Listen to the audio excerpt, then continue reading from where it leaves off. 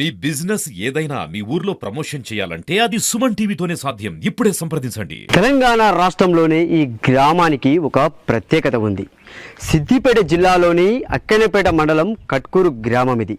ఈ గ్రామంలో దాదాపుగా 100 నుంచి 120 మంది మన భారత సైన్యంలో పనిచేస్తూ ఉంటారు. అందరూ కూడా కాశ్మీర్ మరియు ఆ ప్రాంతంలోనే పనిచేస్తూ ఉంటారు. అంటే ఈ గ్రామంలో 1985లో మొదలైంది భారత సైన్యంలో చేరడం. ఈ గ్రామం 2025 వచ్చినా కూడా ఇప్పటికీ కూడా చాలామంది ఎంతోమంది రిటైర్డ్ అయ్యారు. మరెంతో మంది కూడా సైన్యంలో చేరి దేశానికి ఈ గ్రామం నుండి వారి సేవలను అందిస్తున్నారు. జై జవాన్ జై కిసాన్ అనే నినాదానికి ఈ గ్రామం సరిగ్గా సరిపోతుంది. అటు సైన్యంలోనూ ఇటు వ్యవసాయంలోనూ ఈ గ్రామం ఒక ప్రత్యేకత. దాదాపుగా 120 మంది సైనికులను ఇప్పటికీ కూడా ఈ గ్రామం అందిస్తూనే ఉంది. 1985 నుండి ఇప్పటి వరకు కూడా చాలామంది సైన్యంలో దేశానికి సేవలు అందిస్తూనే ఉన్నారు. అదే గ్రామం కట్కూరు. మనమైతే ఈ కట్కూరు గ్రామంలో ఉన్నాము. ఈ గ్రామం నుండి ఎంతమంది అక్కడికి వెళ్ళారు, ఇప్పటి వరకు ఎంతమంది సేవలు అందించారనేది మాత్రం సుమన్ టీవీ ప్రత్యేక కథనంలో చూద్దాం. మనతో పాటు అయితే కట్కూరు గ్రామస్తులు యువకుడు కూడా ఉన్నాడు. అంటే అన్న చెప్పండి, ఎట్లా అనిపిస్తుంది మీ గ్రామం నుంచి వెళ్ళి చాలామంది అయితే సైన్యంలో పాల్గొంటున్నారు కదా? మాది సుమారుగా కట్కూరు నుండి అంటే తెలంగాణ రాష్ట్రంలోనే మొట్టమొదటిసారిగా కట్కూరు అనే గ్రామం ఆర్మీగా పేరు పొందిన గ్రామం ఇది. ఇది జై జవాన్ జై కిసాన్ అనే నినాదం ఎలాగా ఉందో అదేవిధంగా మా ఊరు నుండి కూడా సుమారుగా 120 మంది సైనికులు ఇక్కడ నుండి మా ఊరు నుండి సేవలు అందిస్తున్నారు దేశానికి. అదేవిధంగా నిన్న మురళీ నాయక్ అనే సైనికుడు అమరుడు అయినందుకు తనని కూడా మేము జోహార్లు అర్పిస్తున్నాము. అదేవిధంగా మా ఊరి కోసం ఎంతోమంది సైనికులు బార్డర్లో సేవలు చేస్తున్నారు. అలాంటి ఊరు నుండి మేము కూడా ఇక్కడ ఉన్నందుకు ఎంతో మేము గర్వంగా ఫీల్ అవుతున్నాం. మా మిత్రులు కూడా ఒక సుమారు 4-5 కూడా ఆర్మీలో సేవలు చేస్తున్నారు. వారి సేవలో మేము ఎందుకంటే వాళ్ళు గడ్డగట్టే చలిలో Jammu Kashmir border and China బార్డర్లో వాళ్ళు నివసిస్తున్న ప్రాంతాలను చూస్తే చాలా బాధగా అనిపిస్తుంది. కానీ ఇలాంటి కొన్ని సంఘటనలు తెలుసుకున్నప్పుడు చాలా బాధపడతాం. ఎందుకంటే మేము ఇక్కడ ఉంటాం కానీ మా మిత్రులు అక్కడ ఉండి తమ ప్రాణాలను సైతం లెక్క చేయకుండా దేశం కోసం ప్రాణత్యాగం చేస్తున్నారంటే మా ఊరి కోసం, మా దేశం కోసం, మా రాష్ట్రం కోసం చేస్తున్న సేవలకు మేము ఎంతో గర్వంగా ఫీల్ అవుతున్నాం. అంటే ఎట్లా అనిపిస్తుంది అంటే ఇప్పుడు దాదాపుగా పాక్ కవ్వింపు చర్యలు చూస్తే పహల్గామ్లో దాదాపుగా మతం చూసి కాల్చేసిన పరిస్థితి ఉంది. అంటే ఇలాంటి దాడులను చూసినప్పుడు మీకు ఏమనిపిస్తుంటుందన్న? ఎందుకంటే దేశం కోసం వాళ్ళు సేవ చేస్తున్నారు. పరాయి దేశం ఏంటంటే ఒక మతం అనే సిద్ధాంతాన్ని ముందు వేసుకొని వాళ్ళు ఇలా చేయడం మాత్రం కరెక్ట్ కాదు. ఒక దేశాన్ని ప్రేమించాలి కానీ మరొక దేశంలో ప్రాణాలను తీయడం మాత్రం ఏ మతం చెప్పదు, ఏ దేశం కూడా అట్లా చెప్పదు. అంటే మతం చూసి కాలుస్తున్నారు, దానికి ఏం చెప్తారు మీరు? మతం అంటే వాళ్ళ కొన్ని సిద్ధాంతాల పరంగా వాళ్ళు విభిన్నమైన మనస్తత్వాలతో అలా జీవించడం జరుగుతుంది. కానీ ఏ దేశం కూడా ఏ ఖురాన్ అయినా, బైబిల్ అయినా, ఈవెన్ మన భగవద్గీత అయినా ఒక వ్యక్తి ప్రాణం తీయమని మాత్రం ఏ విధంగా చెప్పదు. అదేవిధంగా తమ దేశ పౌరులను రక్షించుకోవాలనే చూస్తుంది. కానీ తమ దేశానికి ఏ విధమైన ఆపద వచ్చినా భారతదేశం ముందు వరుసలో నిల్చుంటుందని మేము కోరుకుంటున్నాం. అంటే ఇంకా పాకిస్తాన్ కూడా ఇప్పటికీ కవ్వింపు చర్యలను మానుకోవడం లేదు. అంటే ఈ గత 3 రోజుల నుంచి కూడా కవ్వింపు చర్యలను మానుకోవడం ఏం చెప్తారు? నిజంగా అక్కడ పాకిస్తాన్ అనే దేశంని చూస్తే మన దేశం ముందు వాళ్ళు చాలా చిన్నగానే ఉంటుంది. ఆ దేశం మన దేశంతో యుద్ధానికి ముందుకు వస్తే మాత్రం ఆ దేశంలో ఉన్న పరిస్థితి ఏంటో మనమే చూసి బాధపడే రోజులు కూడా వస్తాయి. ముందు మన ఇండియన్ ఆర్మీ ఎంత పవర్ఫుల్గా ఉందో మనకు చూస్తున్నాం. రోజు డ్రోన్ దాడులు అవుతున్నా కూడా ఎలా తిప్పి కొడుతుందో చూస్తున్నాం. అనేక సందర్భాలను కూడా మనకు కళ్ళ ముందు కనిపిస్తున్నాయి. అంటే ఎట్లా అనిపిస్తుంది మీ గ్రామం నుంచి వెళ్ళి 120 మంది దాదాపుగా ఇప్పుడు బార్డర్లో కానీ దాదాపుగా 4-5 ఇప్పుడు భారత బార్డర్లో పనిచేస్తున్నారు కదా, ఎట్లా అనిపిస్తుంది మీకు ఈ గ్రామంలో ఉన్నందుకు? మా ఊరిలో ఇంతమంది సైనికులు ఉంటే మేము కూడా చెప్పుకుంటున్నాం. తెలంగాణలో దాదాపు కట్కూరు అనే గ్రామం ఒక సైనికులకు నివాసంగా ఈ ఊరు అనేది ప్రసిద్ధి పొందుతుంది. ప్రభుత్వాలు కూడా మా ఊరి మీద ప్రత్యేక శ్రద్ధ చూపాలి. వాళ్ళకి సంబంధించిన ఒకటి స్మారక స్తూపం అయినా, ఈవెన్ ఒక పార్క్ అయినా ఈవెన్ ఒక జిమ్ సెంటర్ అయినా అలాంటి మా ఊరికి తెచ్చి సపరేట్ ఆర్మీ విలేజ్గా మాకు ఒక గుర్తింపు ఇవ్వాలని మేము కోరుతున్నాం. మనం ముందుగా చెప్పుకున్నట్టుగా కట్కూర్ అంటేనే ఒక ఆర్మీ గ్రామంగా కూడా దీన్ని పిలుచుకుంటారు. అంటే ఆర్మీలో పాల్గొనేటటువంటి వాళ్ళ దేశంలో కూడా వాళ్ళు ఎంతో మంది పాల్గొంటున్నారు. వాళ్ళ తల్లిదండ్రులు అయితే ఇక్కడ ఉన్నారు, వాళ్ళని అడిగి తెలుసుకున్నారు. అంటే బాబు చెప్పండి, ఎట్లా అనిపిస్తుంది మీ కొడుకు ఆర్మీలో పాల్గొంటాను కదా? మాకు చాలా సంతోషంగా ఉన్నది ఆర్మీలో ఉండడానికి. మా కొడుకు దేశ రక్షణ కొరకై ఉండాలని మేము తోల్చాం కదా. అంటే ఎట్లా అనిపిస్తుంది మీరు అక్కడ వాళ్ళు అక్కడ ఆయన ఆర్మీలో సేవలు అందిస్తాడు అంటే ఆయన పోవడానికి కారణం ఎవరు ఇక్కడ అక్కడ? దానికి కారణం మేమే. అసలు మేము తోలాలే, మనం దేశాన్ని కాపాడుకోవాలనే ఉద్దేశంతో మేము పంపించాం. అంటే ఇప్పుడు మీకు ఎట్లా అనిపిస్తుంది మీ కొడుకు యుద్ధం జరుగుతుంది కదా, ఎట్లా అనిపిస్తుంది? అయినా ప్రాణం ముఖ్యం కాదు, యుద్ధం కంపల్సరీ చేయాలి, మన దేశాన్ని కాపాడుకోవాలనే ఉద్దేశం. అంటే ఇప్పుడు ఈ పాకిస్తాను వాళ్ళు అన్ని కవ్వింపు చర్యలు కానీ వాళ్ళు మన మీద దాడి కానీ ఎట్లా చూస్తారు దాన్ని? వాళ్ళు ఘోరంగా హత్యలు చేస్తారు, అయినా వాటిని భరించుకొని ప్రాణాన్ని తెగించి వాళ్ళు త్యాగం చేసి మనం దేశాన్ని కాపాడుతున్నారు కదా. వాళ్ళు ఖచ్చితంగా ఉండవలసిన మనుషులు, ఆర్మీ వాళ్ళకు మొక్కాలి. ఇప్పుడు అక్కడ మీ కొడుకు సేవ చేస్తాడు, మీరిద్దరు కూడా ఇక్కడ ఉన్నారు, అంటే ఏమైనా భయం అనిపిస్తుంది? మాకు సంతోషం అనిపిస్తుంది, బార్డర్ మీద ఉండి పని చేస్తా ఉంటే మాకు ఏమి కాదు, ఏదైతే లేదు.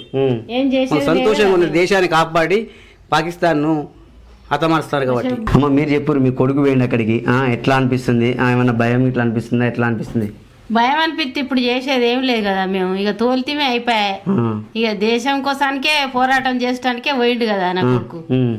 ఇక అంతే, మేము ఇక నిమ్మలం చేసుకొని ఉంటాను. ఒక తల్లిగా మీరు అంటే ఎంతో మంది పిల్లలు కూడా అక్కడ వాళ్ళు చేయాలి పని, మంచిగా ఉండాలి వాళ్ళు, అందుకోసమే మేము అది చేస్తాను. మరి పాకిస్తాన్ లో మన మీద దాడి చేస్తే మనం ఏం చేస్తాం, ఇక వీళ్ళు కూడా చేసేది చేస్తాను, వాళ్ళు చేసేది వాళ్ళు చేస్తాను అంతే. మీ కొడుకు అక్కడ పని చేస్తాను కదా, గర్వంగా అనిపిస్తుంది? ఎట్లా అనిపిస్తుంది? యుద్ధంలో పాల్గొంటాను, సంతోషం అనిపిస్తుంది, చేయాలి ఇక చేస్తాడు నా కొడుకు అని మాకు కూడా నిమ్మలం అనిపిస్తుంది. మన కోసానికే చేస్తాడు కదా అని అనుకుంటాం మేము. ఇప్పుడు ఫోన్ చేసిండు ఈ మధ్యలో ఏమన్నా? చేసిండు, ఇంత మునిపే చేసిండు. ఏమంటుండు పరిస్థితి ఎట్లా? మంచిగానే ఉన్నది మమ్మీ, ఏం లేదు, నేను మంచిగానే ఉన్నా, మీరు బాధపడకుల్లా అంటాడు. సో చూడొచ్చు, అంటే తల్లిదండ్రులు కూడా సంతోషాన్ని వ్యక్తం చేస్తారు. మా కొడుకును అంటే కన్నందుకు కానీ పెంచినందుకు కానీ ఇప్పుడు ఒక దేశ సేవలో ఆ పేరు తీస్తున్నాడు, మాకెంతో గర్వకారణంగా ఉంది కూడా. తల్లిదండ్రులు అయితే ఇక్కడ సంతోషపడే పరిస్థితి ఉంది. యుద్ధంలో హత్యతో చచ్చిపోతున్న ఉద్దేశంతో బాధపడు కాదు ఇక్కడ. ఎప్పుడే కానీ ఏ మనిషి అయినా ఆర్మీలో పనిచేసిన ఒక సైనికుడు తప్పకుండా ఇక్కడున్న జావలుతాడు, అక్కడున్న జావలుతాడు. మాకు అక్కడ ఉండే సంతోషం అనిపిస్తుందని మేము కోరుకుంటున్నాం. కట్కూరు గ్రామం అంటేనే ఒక ఇది ఆర్మీకి స్వస్థలంగా కూడా ఉంది. అంటే దాదాపుగా మనం చెప్పుకున్నట్టు 120 మంది వరకు కూడా ఇప్పుడు సేవలు అందిస్తున్నారు. చాలా మంది అయితే రిటైర్ అయిన వాళ్ళు ఉన్నారు. అంటే మనతో మాట్లాడేందుకు గ్రామస్తులు ఉన్నారు. గ్రామస్తుల్లో కూడా ఇప్పుడు ఒక రిటైర్డ్ పోలీస్ అధికారి ఏఎస్ అయితే మనతో ఉన్నారు. అంటే సార్ చెప్పండి, ఇప్పుడు పాకు కవ్వింపు చర్యలు చేపడుతుంది, మనం యుద్ధం వద్దనుకున్నా కూడా వాళ్ళు ముందుకు వచ్చి యుద్ధం చేసేందుకు సిద్ధమవుతున్నారు, ఏం చెప్తారు దాని గురించి?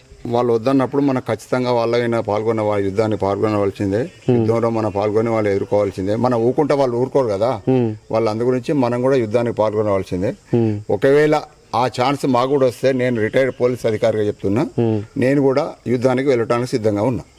అంటే మనమేమో పాక్ సామాన్య ప్రజలపై దాడి చేయట్లేదు, వాళ్ళను జనాలను కూడా ఏమనట్లేదు, కానీ వాళ్ళేమో మన సామాన్య ప్రజలపై సామాన్య వ్యక్తులపై దాడి చేస్తున్నారు, ఏం చెప్తారు దాని గురించి? ఇప్పుడు వాళ్ళు కవ్వింపు చర్యలకు పాల్పడుతుండ్రు. మనం ఓపిక పడితే మన ఓపిక అన్నది వాళ్ళకు ఇంకా ఎక్కువ హెచ్చరిక అయిపోతుంది. కాబట్టి మనం కూడా దాన్ని ధీటుగా ఎదుర్కోవాలి. ప్రపంచ దేశాలు కూడా మన వైపు అంటే మనకే సానుభూతున్నాయి ప్రపంచ దేశాలు మొత్తం. ఇప్పుడు అమెరికా ఏమంటుంది, నువ్వు వాళ్ళు ఓన్లీ ఉగ్రవాద చర్యలు, ఉగ్రవాదుల దాడుల వాళ్ళ విన్నే దాడులు చేస్తున్నారు, మీరు కవ్వింపు చర్యలు పాల్గొనకండి, మీరు సైలెంట్గా ఉండండి, వాళ్ళు ఉగ్రవాదాన్ని మనం అందరం వ్యతిరేకించాలని అమెరికా ఇతర దేశాలు ఇతర దేశాలు పాకిస్తాన్ చెప్పినా కానీ ఆ పాకిస్తాన్ కవ్వింపు చర్యలకు పాల్పడి మనమైనా యుద్ధానికి పాల్పడుతుంది. కాబట్టి మనం ఊరుకునే ప్రసక్తే లేదు, ఖచ్చితంగా మనం దాన్ని ఎదుర్కోవాలి. మనం యుద్ధంలో పాల్గొని వాళ్ళకు ధీటుగా జవాబు ఇవ్వాలి. అంటే మీ కట్కూరు గ్రామం నుంచి దాదాపు చాలా మంది, అంటే మీరు కూడా ఒక రిటైర్డ్ పోలీస్ అధికారి, చాలా మంది కూడా ఆర్మీలో పాల్గొంటారు, ఎట్లా అనిపిస్తుంది మీకు ఈ గ్రామవాసిగా? మేము ఈ గ్రామంలో పుట్టినందుకు మాకు చాలా సంతోషంగా ఉంది. మా గ్రామం నుండి దాదాపు ఒక 100-120 మంది ఉన్నారు ఈ ఆర్మీలో. కొంతమంది చేస్తుండ్రు, సర్వీస్ చేస్తుండ్రు, కొంతమంది రిటైర్డ్ అయినరు. మేము ఈ గ్రామంలో పుట్టినందుకు మాకు చాలా గర్వంగా ఉంది. అవసరం అనుకుంటే మేము యుద్ధానికి వెళ్ళడానికి కూడా సిద్ధంగా ఉన్నాం. ఇంకా చాలా మంది కూడా ఉన్నారు గ్రామస్తులు. అంటే మనతో పాటు మాట్లాడింది కూడా ఈ గ్రామ మాజీ సర్పంచ్ అశోక్ రెడ్డి గారు అయితే ఉన్నారు. వాళ్ళతో పాటు మనం మాట్లాడదాం. అన్న చెప్పండి, అంటే 120 మంది కూడా మీ గ్రామం నుంచి వెళ్ళి ప్రాతినిధ్యం వహిస్తున్నారు, ఎట్లా అనిపిస్తుంది మీకు? మాకు చాలా గౌరవంగా ఉంది. ఎందుకంటే కట్కూరు గ్రామానికి ఇంత గౌరవం నిజానికి కూడా మా ఆర్మీ నుంచి 80 నుంచి 85 మధ్యలో నుంచి కూడా అప్పటి నుంచి కూడా పోతూ ఇక్కడ సర్వీస్ చేస్తుండ్రు. కాబట్టి మనం ఏదో సరే చేద్దాం, యుద్ధానికి వద్దు, మనం మాట్లాడుకుంటే పరిష్కారం అవుతుంది అంటే కూడా వాళ్ళు ఆగట్లేదు. మన సామాన్య ప్రజల మీద కూడా వాళ్ళు దండయాత్ర చేస్తున్నారు. వాళ్ళు బాంబులు అని వేయడం కానీ వాళ్ళు మిషన్స్ చేస్తారు కాబట్టి దాన్ని తింపి కొడతాను. కానీ ఒక్కసారి ఏందో రక్తపాతం ఏందో ఒకసారి వాళ్ళకి చూపించాలి. రక్తపాతం వాళ్ళు మనం వద్దనుకుంటున్నాం, వాళ్ళు కావాలనుకుంటున్నాం. కానీ ఒకసారి రక్తపాతం ఏందనేది చూపించాలి అనేది కూడా మేము ఆర్మీ కోరుతున్నాం. అందరం కూడా గవర్నమెంట్ మీ అందరం కూడా వెనుకందులో ఉండి మేము చాలా గట్టిగా ఉండి మనం ఖచ్చితంగా చేయగలుగుతాం. మా ఆర్మీ వాళ్ళు మా పిల్లలు కూడా చాలా మంది ఉన్నారు, సర్వీస్ చేస్తున్నారు ఇప్పుడు. కాబట్టి మా కట్కూరు ఎంతో గౌరవకారణం. కాబట్టి మనం రక్తపాతం వద్దు, మనం శాంతియుత మార్గంలో పోదాం. మనం వెనక అప్పటి నుంచి 75 స్వతంత్రం వచ్చాక కూడా శాంతియుత మనం కోరుకుంటున్నాం. రక్తపాతం పాకిస్తాన్ కోరుకుంటుంది. రక్తపాతం అంటే ఏందో అనేది మొన్ననే చూపించడం కొంత అది ఒక 1% కూడా కాదు, 1% చూపించడం. ఇంకా ముందు కనుక మా జవాన్ నిన్న ఒక ఆయన చనిపోవడం జరిగింది, మన ఆంధ్ర జవాన్ పోయినందుకు మేము చాలా గౌరవంగా ఉంది. ఎందుకంటే మా దగ్గర నుంచి ఇంత మంది పోవడం అంటే చాలా గ్రేట్ ఇది. ఎందుకంటే మా ఊరు చాలా చిరస్థాయిలో మిగిలిపోయే విధిగా ఉంటది. ఎందుకంటే ఆర్మీకి ఇంతమంది పోవడం అంటే చాలా చెప్పుకోదగ్గ విషయం. మా వాళ్ళు పోయినా కూడా ఇప్పటికి ఇంకా పోదామని చెప్పి మా పిల్లలు ఇంకా కూడా ప్రోత్సహిస్తారు, పోతాండ్రు. వాళ్ళు దాదాపుగా మా విలేజ్ లో ప్రతి ఒక్కరు పోయిందంటే అరే ఒక అన్న ఆర్మీ పోయిండు, మనం కూడా ఆర్మీ పోవాలి. ఒక్క కొడుకున్న వాళ్ళు కూడా పంపించారు, ఒక్క కొడుకున్న వాళ్ళు కూడా పోయినరు, డ్యూటీ చేస్తారు ఇప్పటికీ కూడా. కాబట్టి ఇంకా మాకు ఎంతో గర్వకారంగా ఉంది. కానీ వాళ్ళు నిజానికి కూడా మనం రక్తపాతం వద్దనుకుంటే రక్తపాతం చేస్తారు. కాబట్టి మనం ఒక్కసారి రక్తపాతం ఏందనేది ఒక్కసారి కళ్ళు తెరిచి గాడుపుతో కొట్టుకుపోతారు వాళ్ళు. మన ఆర్మీ గాడుపుకే వాళ్ళు కొట్టుకుపోవాలి. కాకపోతే ఏంటంటే చూసారు ఓపిక అనేది మనకు మన భారతీయులకు ఓపిక ఎక్కువ ఉంటుంది. మన ఓపికను సహనిస్తలేరు. సహనించిన తర్వాత వాళ్ళకి ఖచ్చితంగా రక్తపాతం అయింది అనేది. ఓపిక పట్టినా కూడా వాళ్ళు చాలా వరకు దాడులకే పాల్పడతారు. వాళ్ళు ఓపిక పట్టినా కూడా దాడులకే పాల్పడుతున్నారు. అమాయకమైన ప్రజలను మనం ఒక్కరిని కూడా పాకిస్తాన్ అన్ని ఒక్కరిని కూడా మనం ఇప్పటివరకు కూడా చంపలేదు, బాంబు వేయలేదు. ఒక అమాయకుల మీద కూడా మనోళ్ళ మీద అమాయకుల మీద బాంబులు వేస్తారు, అమాయకుల మీద కావాలని. ఎందుకంటే వాళ్ళకు చేతగానితనం అది. చేతనైతే ఒక్కసారి ఆర్మీ ఎదురుగా చూసుకుందామంటే కూడా చూసుకోవడానికి రెడీ ఉన్నారు మానవులు. కానీ వాళ్ళకి దమ్ము లేక వాళ్ళు దొంగ దెబ్బ చేయడానికి, దొంగతనంగా చేయడానికి పాల్పడుతున్నారు తప్ప వేరే విషయం కాదు. మనం ఖచ్చితంగా విజయం సాధిస్తాం. జై జవాన్, జై కిసాన్. చెప్పండి సార్, మీ వయసు ప్రకారం అప్పటి జరిగిన యుద్ధానికి ఇప్పుడు జరుగుతున్న యుద్ధం అంటే ఎట్లా చూస్తారు దీన్ని? ఈ యుద్ధాన్ని భారత్ను ఉట్టిగా మామూలుగా ఎన్నుకబడ్డ దేశంగా మేము ఏది చెప్తే గదే అవుతుంది, మా ఉగ్రవాదులు మా దగ్గర ఉన్నారనే ఆలోచనతో చేస్తుంది. ఎప్పుడు భారతదేశాన్ని సహనాన్ని పరీక్షిస్తుంది ఆ పాకిస్తాను. ఇట్లా సహనాన్ని పరీక్షిస్తే 1971లో ఏమైందో ఆ దేశాన్ని చీల్చి బంగ్లాదేశ్గా ఏర్పాటు చేస్తున్నాం మన భారతదేశమే. ఇప్పుడు కూడా మనతోటి అనవసరంగా వాళ్ళు వచ్చి కొయ్యం పెట్టుకుంటే రేపు బెలూచిస్తాన్లు కూడా ఈ ఆక్రమిత కాశ్మీర్ను బెలూచిస్తాన్ ఆక్రమించుకుంటుంది. దాన్ని కూడా వచ్చింది అక్కడి నుంచి వెళ్ళి కూడా సైన్యం. ఇప్పుడు కొన్ని పట్టణాలు ఆక్రమించుకున్నది. మేము మంచి సహనం కొద్ది ఉన్న భారతీయుల ఓపికలను పరీక్షిస్తే మీరు మీ మీద బాంబులేసి చంపుడు కాదు, నీళ్లను బంద్ పెట్టి చంపుతాము అనేది మన ప్రధాని మాట అన్నాడు. ఆర్మీలో పాల్గొనడానికి అలా కొడుకు కూడా ఆర్మీలో పాల్గొనండి, యుద్ధంలో పాల్గొని కూడా వెళ్ళడానికి చెప్పండి బాబు, ఎట్లా అనిపిస్తుంది మీకు మీ కొడుకు యుద్ధంలో పాల్గొనడం? గౌరవంగా ఉన్నది. నిన్న పిలిపి వస్తే ఇలా పోతాడు అక్కడికి బార్డర్ మీదకి, ఎంతో సంతోషంగా ఉన్నదని కూడా చెప్తాడు మా కొడుకు. నాకు అంటే ఎట్లా అనిపిస్తుంది మీ కొడుకును పంపిస్తున్నారు ఉన్నది, నాకు దేశం కొరకు సేవ చేస్తాడు కాబట్టి ఎంతో సంతోషంగా ఉన్నది నాకు. మీరు చెప్పండి అన్న, అంటే ఇప్పుడు కట్కూరు నుంచి దాదాపు చాలా మంది పాల్గొంటారు కదా, ఈ గ్రామస్తులు మీరు ఏం చెప్తారు? మన ఈ భారతదేశంలో మనం జవాన్గా మనం సేవ చేయాలని కట్కూరు ఒక యుద్ధ ప్రాతిపదికన రిక్రూట్మెంట్ జరిగింది. దానిలో భాగంగా ఈరోజు దేశ సేవ కోసం కట్కూరు నుంచి పోయి వీర మరణం కూడా పొందిన వాళ్ళు ఉన్నారు. ఒకరు మా నరసింహ నాయక్ అని, ఆయనకు జోహార్. ఇప్పుడు ఎందుకంటే ఎంతో మంది మనకు తెలియని అమాయకులు ఈరోజు అమరులైతాళ్ళు. దీనికి ఒకటే పాకిస్తాన్ నియంతృత్వ పాలన. దీన్ని ప్రపంచం అంతా చూస్తుంది, భారత్ని సహనం పరీక్షిస్తుంది. అయినా కానీ ఒక్క అడుగు కూడా వెనకేయకుండా ఈరోజు పాకిస్తాన్కు చిప్పకూడు తినే పరిస్థితి వచ్చింది. ఇవాళ పెట్రోల్ బంకులు బంద్ అయినాయి, నిత్యావసర సరుకులు అన్ని పెరిగినాయి. అంటే వాళ్ళే కొని తెచ్చుకొని అధోగతి పాలవుతాళ్ళు అనేది ప్రపంచ వ్యాప్తంగా అన్ని దేశాలు దీన్ని ముఖ్య కంఠంతో దీన్ని అంటే అంత ఖండిస్తున్నాయి. జరిగినా కూడా అంత పేదరికం వచ్చినా, అంత దుర్భర పరిస్థితి ఉన్నా కూడా పాకిస్తాన్ వాళ్ళు మాత్రం దాడి అనేది ఉగ్రవాదులను ప్రేరేపిస్తారు. అంటే ఉగ్రవాదులు అంటే చూస్తుంటే వీడియోలలో ఉగ్రవాదులు చనిపోతే ప్రభుత్వం అనేది వాళ్ళ ప్రభుత్వ అంచనాలతో వాళ్ళకి అంత్యక్రియలు చేస్తారు. ఈ రోజు అలాంటి పరిస్థితి ఉంది. ఎట్లా మరి? ఈ రోజు మనం ఉగ్రవాదం పాకిస్తాన్ అనేది కాదు, పాకిస్తానే ఉగ్రవాదం.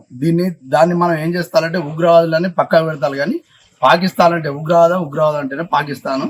ఇది అన్ని మనకు అమెరికా వాళ్ళు కూడా దీన్ని, ట్రంప్ కూడా దాన్ని ఖండిస్తాను. ఏదైనా సహాయం చేస్తాం కానీ ఈ యుద్ధానికి మాత్రం మేము అసలే సహకరించాం.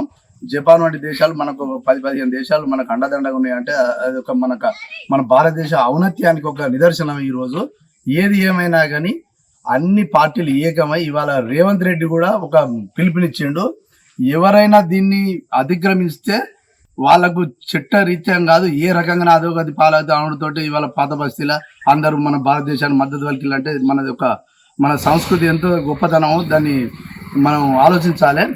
దీనిలో ఒకటి ఏంటంటే మన భారతదేశం మొత్తం దీన్ని ఒక ఏదో మీడియా పరంగానైనా సోషల్ మీడియా పరంగానైనా దీన్ని అందరు ఖండించి ప్రతి ఒక్కరు దీన్ని సోషల్ మీడియాలో పెట్టి మనం ఒక భారతదేశానికి ఒక అది జవాన్లకి వాళ్ళకు మనం అండదండగా ఉండి యుద్ధం వాళ్ళు చేస్తారు. కానీ మనం కూడా చేసినట్టుగా అక్కడ మనం ఒక అనుభూతి మనకు కూడా కావాలి. మనం కూడా ప్రేరేపించాలి తప్ప ఒక అడుగు వెనుకకేయద్దు. మనం యుద్ధం ఎందుకు చేస్తాలని అనద్దు. మనం సహనం మనం పరీక్షిస్తాలు, దానికి ఓపిక పట్టలేము. దానికి స్థావరాల మీద దాడి చేస్తారు. వాళ్ళు ఇవాళ ఎంత అధోగతి పాలవుతాలో మనకు తెలియదు, వాళ్ళకు తెలియదు. రేపటి నుండి ఇంకా తెలుస్తుంది. ఇంకా మనకు పూర్తి వివరాలు ఇంకా తెలియరాలేదు. మన కట్కూరు నుండి కూడా పాల్గొన్న వాళ్ళ వివరాలు కూడా కొన్ని గోప్యంగా ఉంచిళ్ళు. ఎందుకంటే వాళ్ళు ఎక్కడున్నారు ఏం కదా అనేది నిన్న నేను తెలుసుకుంటే కొన్ని గోప్యంగా ఉంచుతాం మేము, తర్వాత మీకు చెప్తాము అది అన్నారు. ఎందుకంటే ఏమన్నా ఇక్కడ వాళ్ళు పేరెంట్స్ ఇబ్బంది పాలవుతారని కొద్దిగా అడ్జేస్తాళ్ళు. నిన్న అడిగినా కానీ నేను అది వాళ్ళు చెప్పలేదు. దీనికి కట్కూరు తరపున భారతదేశానికి పూర్తి సహకారం ఉన్నదని మేము ఒక గౌరవంగా చెప్పుకుంటున్నాం. జై జవాన్ జై కిసాన్. సో చూడొచ్చు, అంటే ఆ కట్కూరు గ్రామం అంతా కూడా, గ్రామ ప్రజలంతా కూడా ఎంతో సంతోషాన్ని వ్యక్తం చేస్తున్న పరిస్థితి అయితే ఉంది. అంటే ఇక్కడి నుంచి దేశ రక్షణలో పాల్గొని దేశానికి సేవలు అందిస్తున్నందుకు కూడా మా గ్రామం తరపున, మా జిల్లా తరపున, మా మండలం తరపున కూడా ఎంతో సంతోషాన్ని మేము వ్యక్తం చేస్తున్నామని కూడా గ్రామస్తులు అయితే చెప్తున్న పరిస్థితి ఉంది. కెమెరామెన్ శేఖర్తో సతీష్, సుమన్ టీవీ, కట్కూరు నుండి.